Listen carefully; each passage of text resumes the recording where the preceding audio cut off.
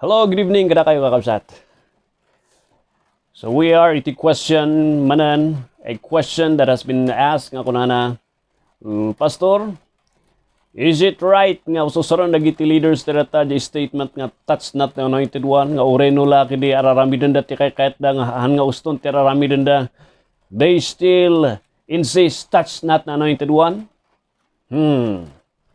Deta ti sumbatan tayo ti dating rabi. Nang before nga mapantay di topic ti ngari of course magapu iti kabanbantayan nga eton tayo diti Cordillera kan iti Bagyo. I would like to give my shout out kada kayo nga kakabsat. Dita bala si tao dito kakailian dito imot lang Cordillera ti daduma nga lugar. Di apo Dios ti mangkadua kada kayo, and I would like to recognize ti kinapudnoyo. Thank you so much for the support. And ti panagtultuloy yung nga panagdangdangag iti ministry nga raytoy. Magapo iti preacher yo. Actually, preacher. Han matan nga pastor. Awan matan ti pastorak nga church. So, you just call me Preacher Williamson Dickman, and that's okay. You just call a pastor. A pastor, no ada ti church na. But for me, nga awan ti pastorak na I'd rather be called a preacher, since I am doing the work of a preacher. I am Preacher Williamson Dickman, and kada kayo dita kakabsat who are faithfully following and faithfully doing your best and supporting and praying iti ministry tayo. I would like to entrust you. Ya po Diyos ti mangsukat amin dagiti panakikadwayo kanyak as we journey iti dating records tayo nga saapay kumatadanunan mo't dagiti anak mo't kan apu tayo. Shout out kada kayo. Dadagiti daduma nga nakalista datang rabi. And I would like to give my shout out kanda gito nga kakabsat nga set itatang rabi. Then sumaruno manan dagiti daduma. Ni Ma'am Shirley Ellinger, my beloved teacher. Teacher me di high school kat ni ako ekspektaran nga isumateg dengeg kanyak. And I am so thankful, Ma'am Shirley Ellinger, for faithfully listening kanyak nga estudyante. Thank you so much. And ni kabsat nga liwaya, Shaden Pakiyaya, ni Mother, ni Lola Joaquina Manarup, timawag pimantatag sa pakat ko na nga pastor, agyaman nak, tani, adat si katidang-dengak nga malawlawagan nak, salamat uno na itultuloy mo, Mother Joaquina.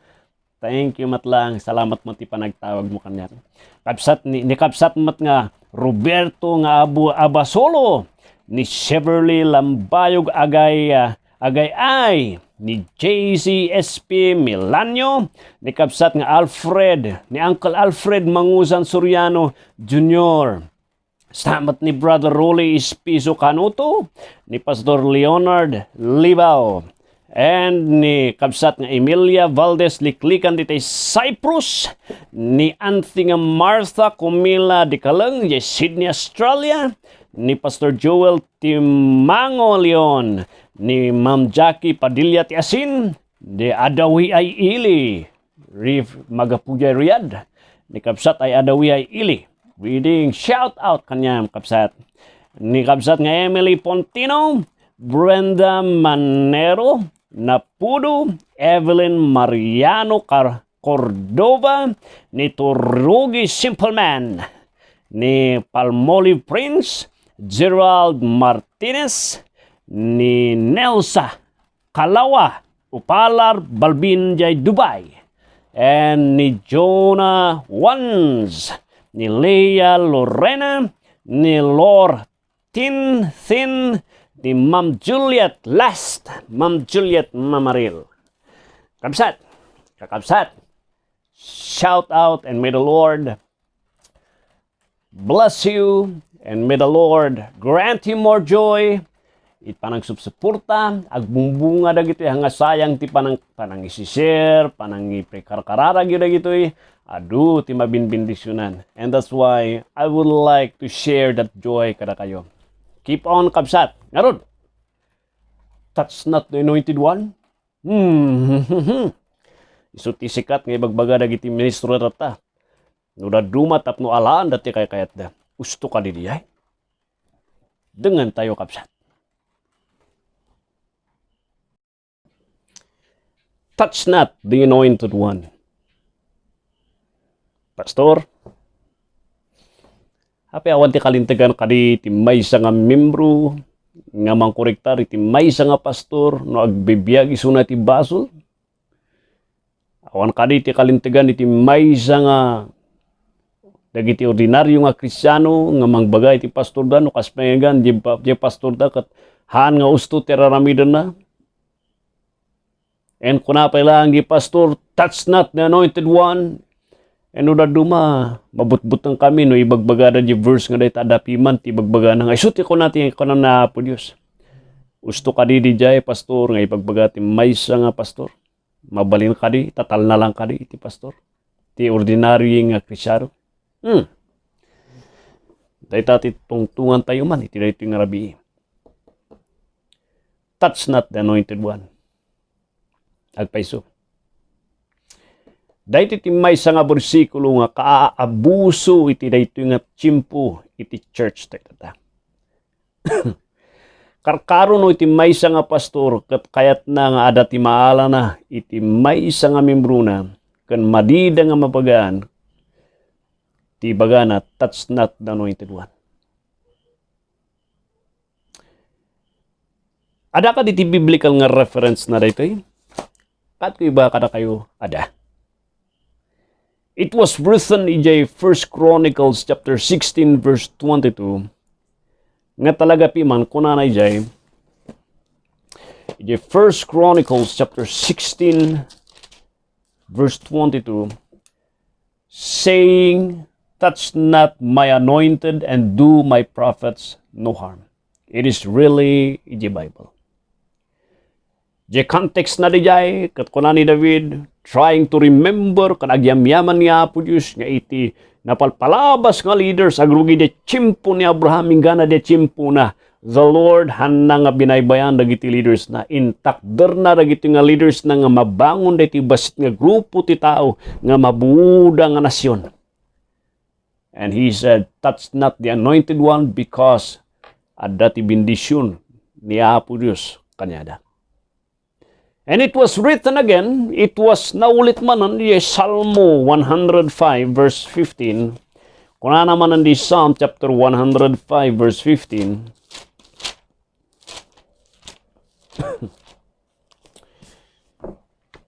Saying, touch not my anointed and do my prophets no harm.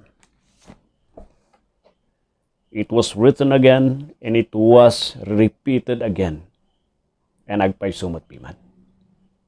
Ay nadagsan dito nga warning niya po Diyos kan kaarit na dagiti agpaplano nga mangdadal dagiti leaders na in the Old Testament.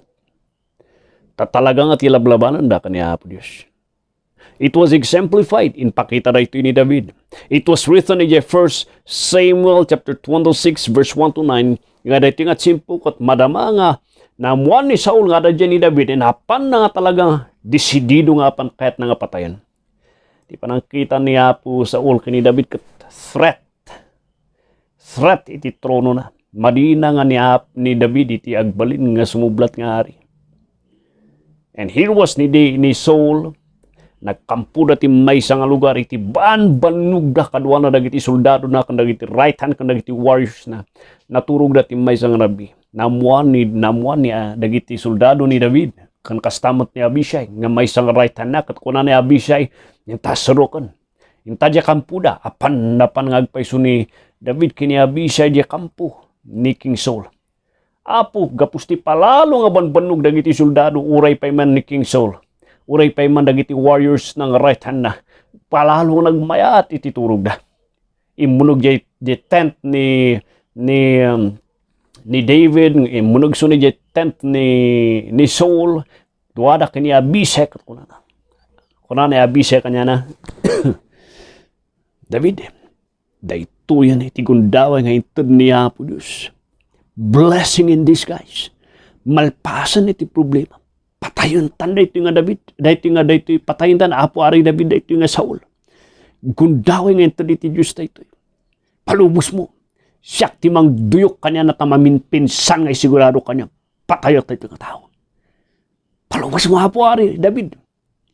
Namamoy ti ko na ni Apo Ari David. Kuna na Abisay. Haan mo raramidan na ita. Haan mo raramidan na ita. Dumtunto ti tsimpo nga matayan na rito nga pinili ni Apo Diyos. Mabalin nga ti gubatan kat isunto ti pangalan ni Apo Diyos kanya. Mabalin mat nga nulumakay to isuna kat isunto ti matayan na. Nam David, hangko kayat. Haan tangalalaan dahi ti biyag na taday ti kat pinili ni Apo Diyos. He is the anointed iti Diyos.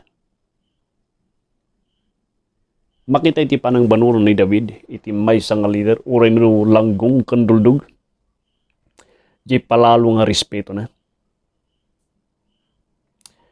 He fully understood what it means, iti anointed. May nga tao nga pinili insina ni Apo Diyos among the people iti Israel. Pinili na rita nga isu ti mangidaulo, and usually dagiti anointed nga dagito isu dati pagtatrabahuan iti Santo Espiritu tapno idaulo dati anak iti Dios.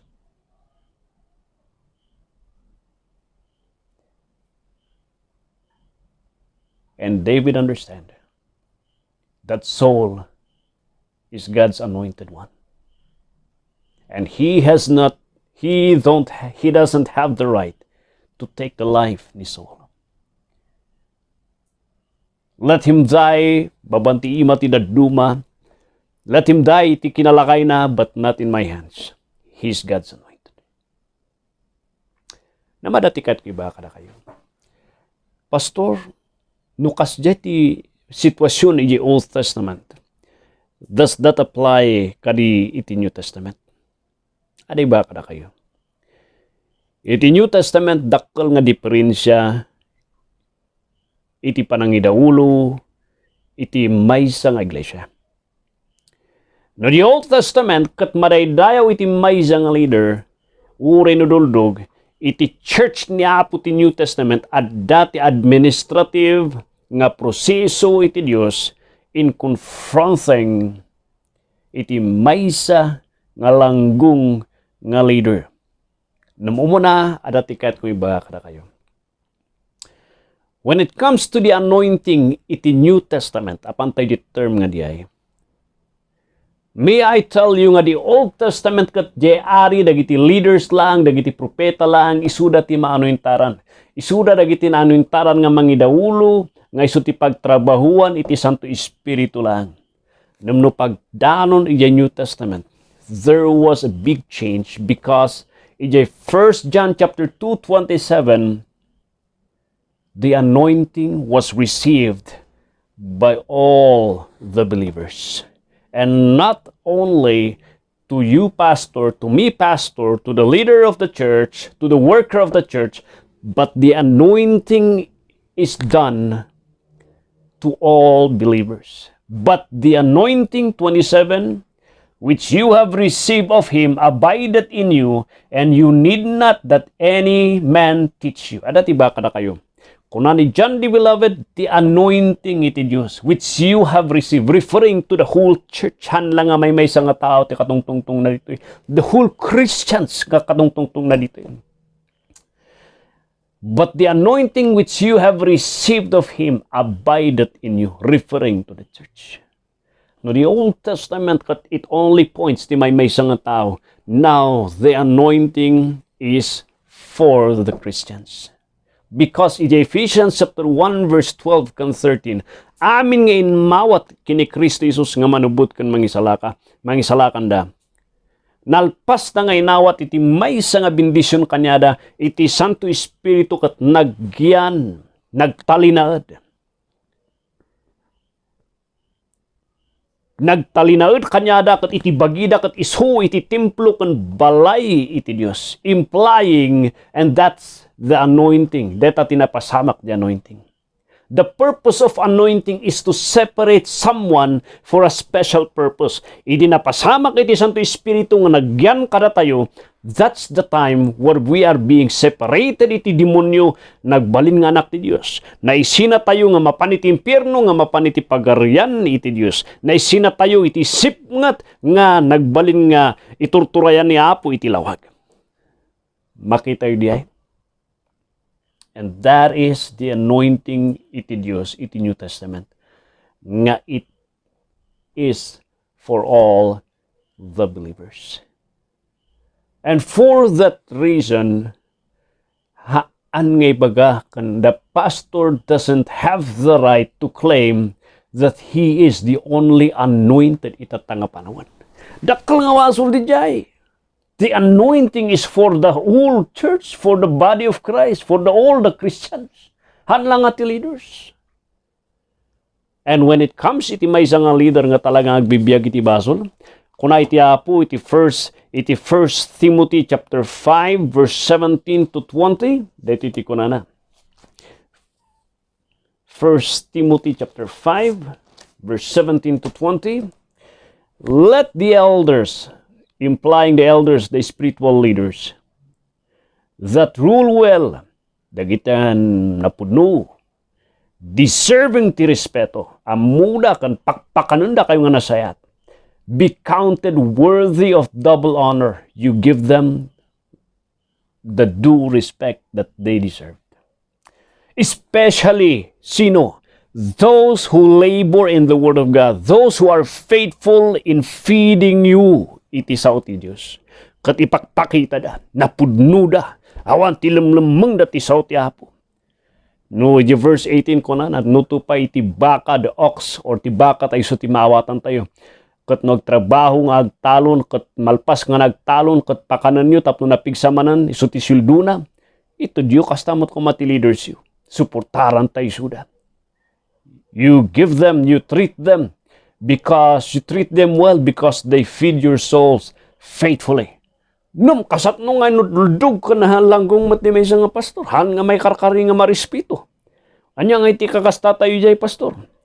To an elder, nga langgong, kuna di verse 19, against an elder, receive not an accusation. Do not just go there and confront.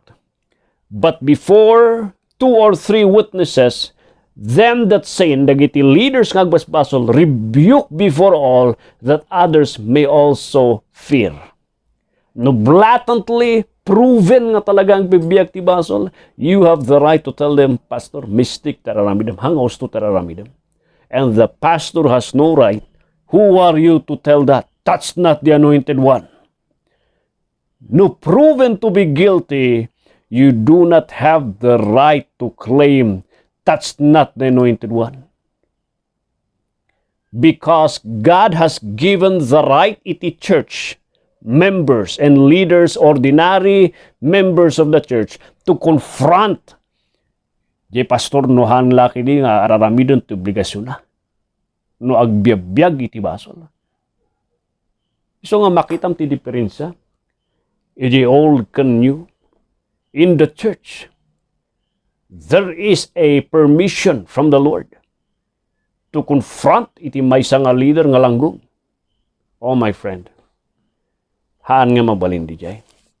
Isu nga oray actually jay 1 Peter chapter 5 verse 3, you leaders, I dare you, don't you dare become the boss, and don't you lord the flock.